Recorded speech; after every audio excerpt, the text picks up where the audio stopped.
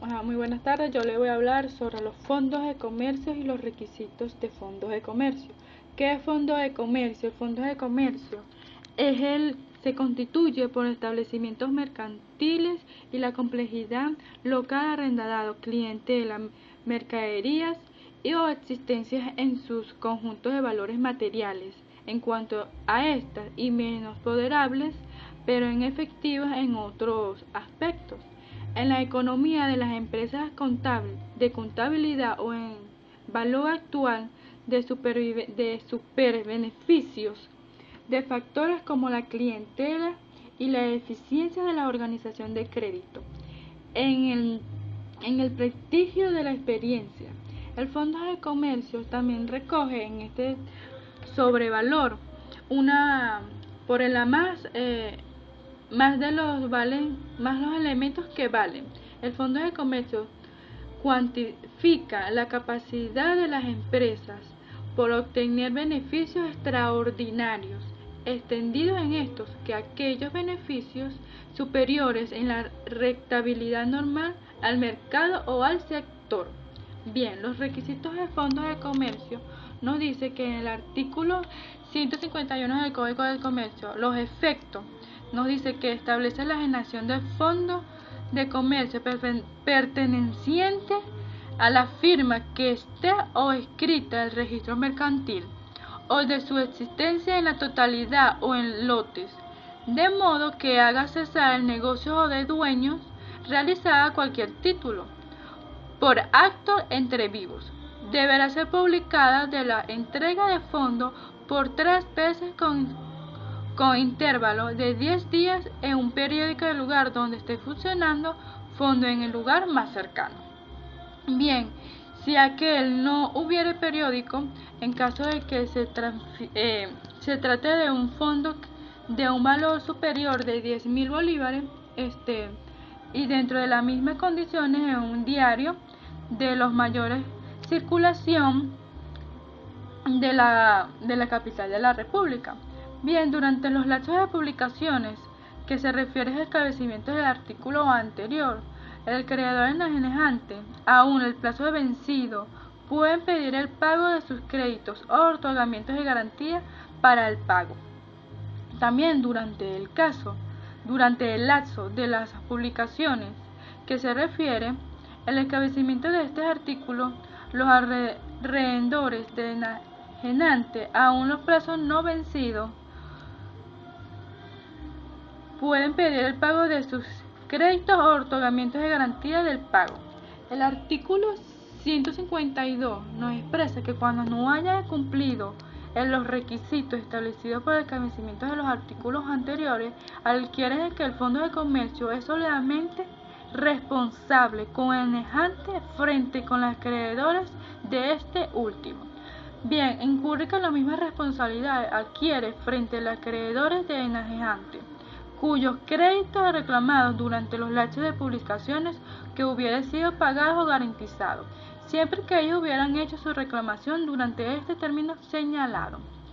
De tal manera, el primer término que haya obligatorio cumplimiento de esta formalidad debe tratarse de una enajenación de un fondo de comercio, lo cual consiste bien en una enajenación como firma de comercio o su existencia, que sean ya en una totalidad de una parte de ellas, pero siempre sometida en estos contratos que hayan cesado un negocio de un dueño o de dueñas.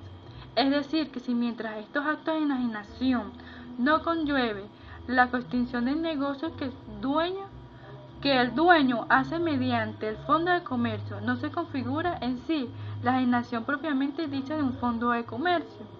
Es la cesación de un negocio de venta, y si su existencia lo que conduce en un último momento a la generación de un fondo de comercio. Bien, durante los lapsos de publicaciones, hecha las formas prescritas por los alrededores de la enajenante, aún de un plazo de vencido, pueden pedir el pago de su crédito o otorgamientos de garantía de su pago. Bien, esto quiere decir que el creador enajenante y no el fondo de comercio puede pedir el pago de sus créditos.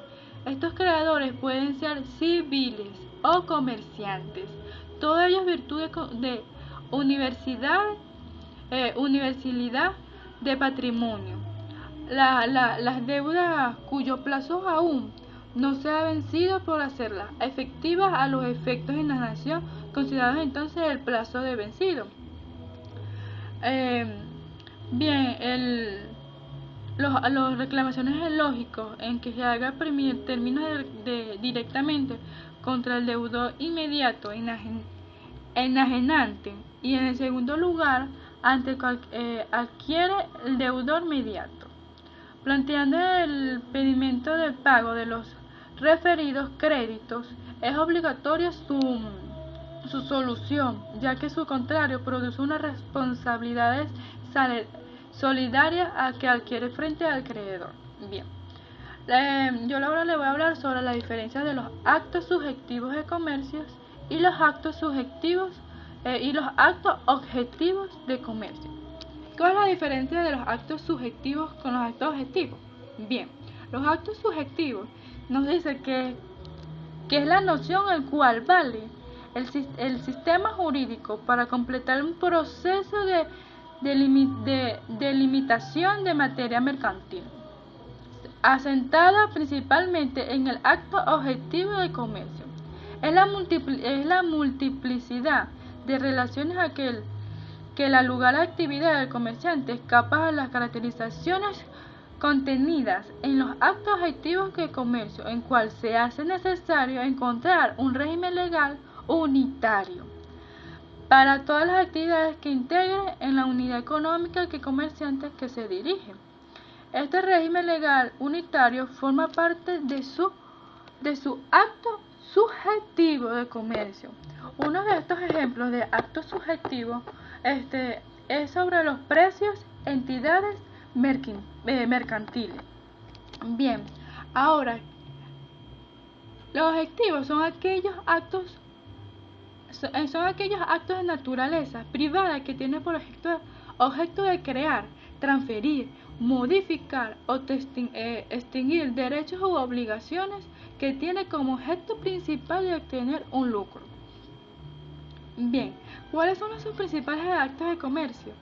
De objetivos, por ejemplo, la comisión del mandato comercial, la empresa de manufactura, almacenes, tiendas, cafés, entre otras.